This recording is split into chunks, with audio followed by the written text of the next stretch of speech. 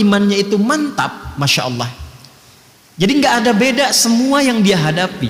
Ketika itu mendatangkan suka, dia bersyukur. Ketika dia merasakan duka pun dia bersabar. Jadi semua dilihatnya itu serupa, sebagai anugerah yang Allah turunkan tentang bagaimana cara menyikapinya. Itu sesuatu yang sangat indah. Al-imanu yazidu wa yantaqisu. Iman itu akan terasa kadang di level yang tinggi naik. Kalau sudah naik, jangankan sholat fardu, yang sholat sunnah bisa dikejar-kejar tuh, ya kan? Baik, tapi kadang-kadang yang takis turun. Kalau sudah turun, jangankan sholat sunnah, yang fardu bisa terlambat, ya kan? Sampai nunggu iqamat kan? Baik. Nah, kapan kita bisa naikkan dan dijaga supaya tidak turun? Kata Nabi, yazidu bit-ta'at.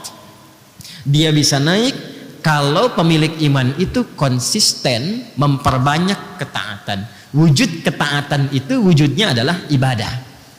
Karena itu kalimat iman pertama dalam Al-Quran disusulkan dengan ibadah. Al-Baqarah ayat 3 yang telah kita lampaui dulu. Alladzina yu'minuna bil ghaib. Kan? Itu kalimat iman pertama kan? Orang takwa yang sejati itu yang akan mendapatkan petunjuk yang benar dari Al-Quran. Ciri pertamanya adalah dia memiliki konsistensi keimanan terhadap Allah sekalipun belum nampak dalam pandangannya. Lalu bagaimana dia menjaga konsistensi iman itu? Wa yuqimunas shalah wa mimma razaqnahum yunfiqun. Jadi kalau sholatnya ditingkatkan dari yang 5 waktu, ya, subuh, zuhur, asar, maghrib, isya, mukallah, ditambah dengan sunnah rawatibnya, tahajudnya, sholat mutlaknya, itu nanti akan terjadi satu dampak perubahan kepada jiwa, akan lain, dan nanti perilakunya akan beda. Kalau nggak percaya silahkan, akan terjadi perubahan pada diri kita. Nah, nanti persamaannya kata Nabi linearnya, begitu amal solehnya meningkat, imannya pun akan kuat. Dan pengertian terbaliknya, kalau amal solehnya sedang turun, berarti imannya pun sedang lemah. Paham ya?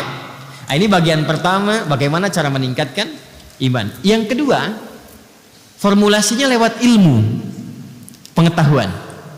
Karena itu antara ilmu dengan iman itu disandingkan.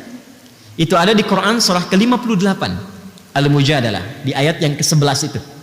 Ya, kalau kita langsung ke ujungnya atau kita baca dari awalnya, ya ayyuhalladzina amanu idza qila lakum tafassahu fil majalisi fafsahu yafsahillahu lakum. Dan dibuka dengan iman kan ya?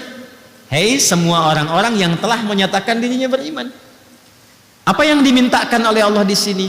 Yang dimintakan hidupkan majlis-majlis ilmu. Kalau dalam bahasa kekinian share. Dulu tafsir ulama ya, yang fafsahu yafsahillahu lakum itu diartikan dengan luaskan, bagi space untuk yang lain. Sekarang pengertiannya di era kekinian itu bisa diperluas dengan share. Jadi kalau ada manfaat-manfaat di majlis ilmu, materi-materi yang bagus, yang bisa menguatkan jiwa, memotivasi, memberikan arah yang benar, itu share seluas-luasnya. Ya. Sehingga dengan di-share itu, setiap orang bisa mendapatkan kesempatan yang serupa untuk meningkatkan keimanannya. Kalau bahasa Nabi, boleh jadi, kan? Boleh jadi itu, ya. Yang mendapatkan sharean itu mendapatkan manfaat yang lebih banyak bahkan dibandingkan dengan yang nge-share. Maksudnya apa? Mungkin lebih berdampak kepada yang mendapatkan itu. Anda mendapat video potongan misalnya, ya, terasa biasa-biasa, kayaknya bagus tuh. Lalu Anda share. Bagi sebagian orang itu yang dia cari selama ini.